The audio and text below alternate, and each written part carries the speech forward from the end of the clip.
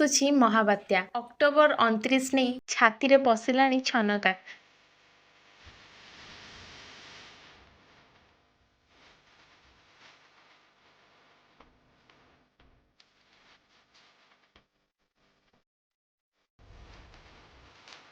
October ମାସ ଆସିଲେ ଲୋକଙ୍କ ମନରେ ବାତ୍ୟାକୁ ନେଇ ଛନ। ମୌସୁମୀ ଫେରିବା ନେଇ ପାଗ ପୁରା ଅନୁକୂଳ ଥିବାବେଳେ ଏପଟେ ବଢ଼ିଲାଣି ବାତ୍ୟାର ଭୟ। ବର୍ତ୍ତମାନ ସମସ୍ତଙ୍କର ନଜର ରହିଛି ଅକ୍ଟୋବର 29 ତାରିଖ ଉପରେ। ଧୀରେ ଧୀରେ ପାଗରେ ପରିବର୍ତ୍ତନ ହେଉଥିବା ବେଳେ ଆରବ ସାଗରରେ ସୃଷ୍ଟି ହୋଇସାରିଛି ଅବପାତ। ଅନ୍ୟପଟେ 14 ତାରିଖରେ ବଙ୍ଗୋପସାଗରରେ ସୃଷ୍ଟି ହେବାକୁ ଯାଉଛି ଆଉ ଏକ ଅବପାତ। ତେବେ ତାହା ଘନୀଭୂତ ହୋଇ ବାତ୍ୟାର ରୂପ ନେଇପାରେ ବୋଲି ଚର୍ଚ୍ଚା ହୋଇଛି। ଅକ୍ଟୋବର 29 ପାଇଁ ସମସ୍ତଙ୍କ ମନରେ ଛନକା ପଶିଛି।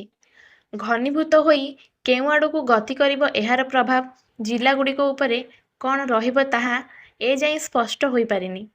ଯଦି ଓଡ଼ିଶା ମୁହାଁ ହେବ ତେବେ ସ୍ଥିତି ସଂକୀର୍ଣ୍ଣ ହୋଇଯିବ।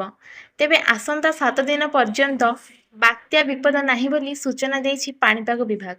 ଆଇଏମ୍ଡି ଡିଜି ମୃତ୍ୟୁଞ୍ଜୟ ମହାପାତ୍ରଙ୍କ କହିବା ଅନୁସାରେ ଅକ୍ଟୋବର 10ରୁ 15 ଭିତରେ ମୌସୁମୀ ଓଡ଼ିଶାରୁ ବିଦାୟ ନେବ।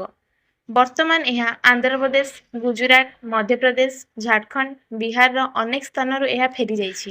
ମୌସୁମୀ ଫେରିଯିବା ମାନେ ଏହା ନୁହେଁ ଯେ ଆଉ ବର୍ଷା କି ଲଘୁଚାପ ହେବ ନାହିଁ। ଆମେ ଏହା ଉପରେ ନଜର ରଖିଛୁ ବୋଲି ସେ କହିଛନ୍ତି।